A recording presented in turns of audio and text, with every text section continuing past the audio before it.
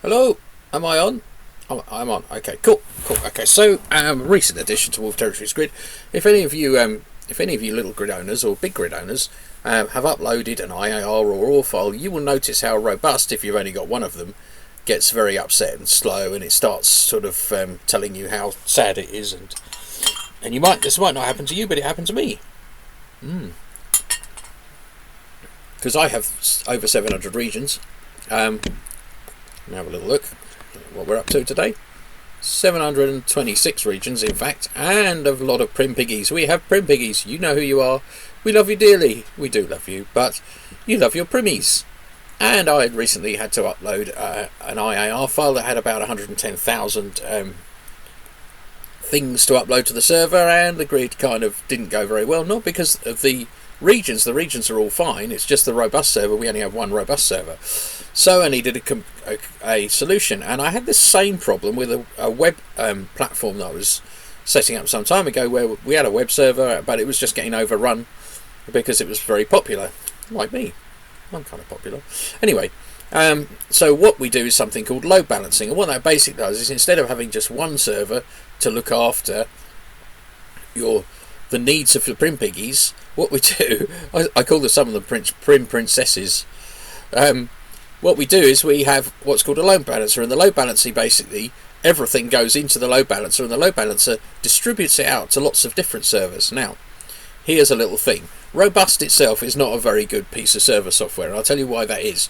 Robust is only single threaded, so that means that it has to it does something, and then it has to wait until that thing is done. So if one of your regions says, I want to send a set of map tiles, it sends the sets of map tiles. Robust has to process it, and that means that it kind of sits around and waits while it does that, and then it moves to the next thing. So if you're uploading an IAR or an OR or something huge, or somebody's built a life-size model of with 9.5 million prims of, I don't know, London, and they're uploading it, it just means that it's going to be real. It's going to slow everything down for everyone. So the way to get around this is either to rewrite robust, which I kind of don't want to do, or to have a multi-threaded version of robust. So for instance, I've got 10 cores on all my servers. I've got 10 servers with 10 cores, and one robust is probably only using one core and hardly any memory. It's the server's hardly sniffing, so I can run lots of robust servers, and I'm going to tell you how to do it. So first of all, you need to set up the Apache2 web server, and that's pretty easy. And if you set up one of those lamp stacks, you know what they are. If you don't know what it is, don't worry. It's nothing to do with lighting. It's to do with the database. So you've probably got a database for your regions and your grid, with a database in it called robust, and that's what we're really interested in. And you can run multiple robust instances on the same server, or you can distribute them across different servers, but they have to share the map folder where the map images are stored, and they also have to share the asset server, obviously, otherwise they won't be able to see all the nice things that the prim piggies have been collecting on their travels round the whole of the grid. So you obviously need to set up some kind of structure for doing that. So what I have is, obviously, if you look at one of my other videos, I use something called object storage to store my assets. So I just connect the robust servers are all connected to the object store for their assets, and then the map folder I've not done yet, but it doesn't matter if you don't. But if you do, if all your robust servers are on all the robusts are on the same server and it's configured right, they should be pointing to the right map folder anyway. But if they're on different servers, which I've got one running on.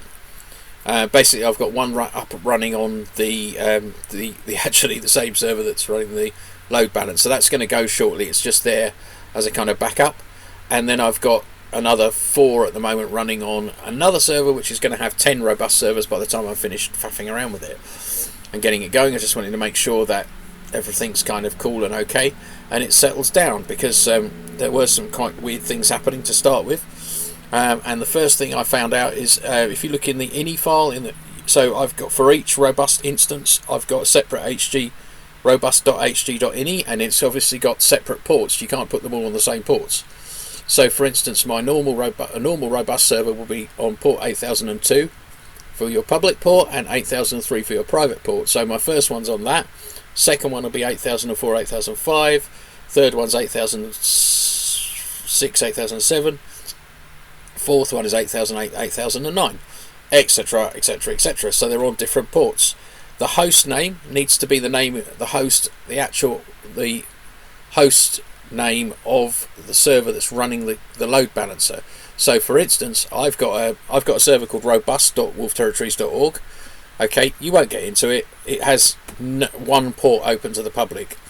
Okay, because it's being load balanced, and the way the Apache load balancer works is basically it proxies. In other words, it takes the data in from the outside, it forwards it on to the least busy load balancer, least busy robust instance, depending on what your configuration is, and then it takes the data back and sends it back to the user who's done the request. And luckily, because all our requests and sends and receives are all HTTP or HTTPS, that's cool, because it means we can use it. So the first thing about configuring it is that you need to make sure they're all on different ports. You need to, on your Apache server, so if we start at the top and work down, let's go through configuration. So in the configuration on the Apache server, you need to edit the ports.conf file on your Apache server, so that you add in the listeners on the two ports on the two ports it's going to use to load balance. You don't need to add all the ports of the robust servers. That's something we're going to get to in a minute. So the blue thing up there, this little blue thing up here, look up there, Loon. Look, Loon, up there. He's not going to, is he? So the blue thing up there is your Apache server. So that should be configured. Hang on, wait a minute. Maybe if you're lucky. Here's mine. Okay, so you can see here.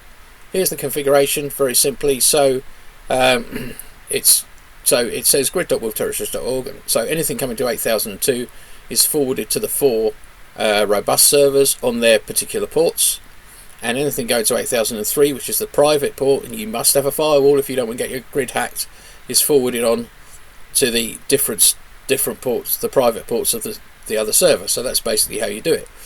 How exciting, 7 minutes 19 already. It's like a week. So then the robust servers configuration, you configure robust.hd.ini. You need a different one.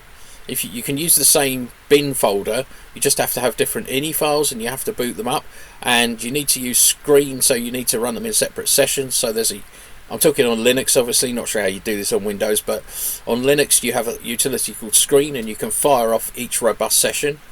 And you need to make it load the ini file for that session in a separate screen instance. I don't know if I've got any lying around, actually. In fact, here are 1, 2, 3, 4, and there's quite a lot going on there. We're actually dealing with a little bit of an issue from the object store, but that's not really to do with this. And all your robust hd.ini should point to the same asset store, but have separate temporary spool folders for because it will take the gzip files from here, and then it will unzip them here and then deliver them back to the customer. We hope that's what's going to happen.